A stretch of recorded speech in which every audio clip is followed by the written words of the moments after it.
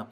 Next होता है mole and molar mass. अब ये मोल एंड मोलर मास का कॉन्सेप्ट क्या है, तो देखो यहां पर क्योंकि एटम बहुत छोटे होते हैं, तो एटम इतने छोटे होते हैं कि एक एटम की कैलकुलेशन करना बहुत भारी काम है। बेटर ये कि अब बहुत सारे एटम लोग कुछ विजिबिलिटी तो बने। तो इस हिसाब से हमारे जितने भी केमिस्ट लोग हैं उन्होंने डिसाइड किया कि एक मोल में आगे से एक मोल में टोटल कितने पार्टिकल होंगे। अगर आपने एक मोल लिया, जरा समझो, अच्छा एक एक किलोग्राम में कितने ग्राम होते हैं, एक किलोग्राम में कितने ग्राम होते हैं, 1000 ग्राम। अच्छा मैं बोलूं एक दर्जन में कितनी चीजें आती हैं, 12। तूने बोला कि एक दर्जन में अगर 12 चीजें आती हैं तो अब से एक मोल में कितनी चीजें आएंगी, एवोगैड्रो नंबर के बराबर। तो एवोगैड्रो नंबर आप लोगों को याद रखना है, मैं जो कॉन्सेप्ट बोल रहा हूं उसको ध्यान से समझना। अगर एक दर्जन में 12 चीजें आती हैं तो एक मोल में एवोगैड्रो के नंबर के बराबर चीजें आएंगी, दैट इज 6.022 इंटू 10⁻23। ये बहुत बड़ा नंबर है और बेसिकली ये है आपका एवोगैड्रो नंबर, और एक मोल में इतने पार्टिकल होते हैं। अब आप एक मोल कुछ भी लेके आओ, एक मोल मूंगफली के दाने ले आओ, एक मोल केले ले आओ। कल को गलती से तुमने किसी रेडी वाले को बोला, रेडी वाले भैया एक मोल केले दे दो, उसकी हालत खराब हो जाएगी। एक मोल केले का मतलब हो गया 6.022 इंटू 10⁻23, मर जाएगा लेकिन इतने केले इकट्ठे नहीं कर पाएगा वो। तो अब मेरी बात ध्यान से सुनना।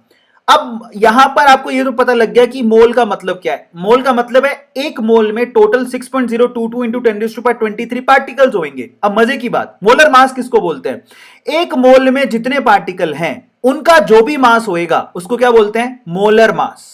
अगर कोई पूछे कि मोलर मास का मतलब क्या होता है, मोलर मास का मतलब होता है एक मोल में जितने पार्टिकल हैं उतना उनका जो भी मास होएगा उसको मोलर मास कहा जाता है। समझ में आ गया। और उसको हम लोग ग्राम पर मोल से रिप्रेजेंट भी करते हैं। किससे रिप्रेजेंट करते हैं, ग्राम पर मोल से। और मजे की बात यह है कि एक एएमयू में जो भी मास आपको दिखता है उसके इक्विवेलेंट में मास आपको ग्राम पर मोल में भी दिखता है।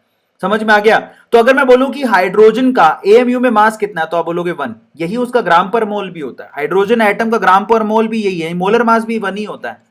हाइड्रोजन एटम का मोलर मास भी यही होता है, उसका एएमयू में मास भी यही होता है। Are you getting my point, बहुत बढ़िया। अब मान लो कि अगर मुझे नंबर ऑफ मोल्स निकालने हो तो कैसे निकालूंगा।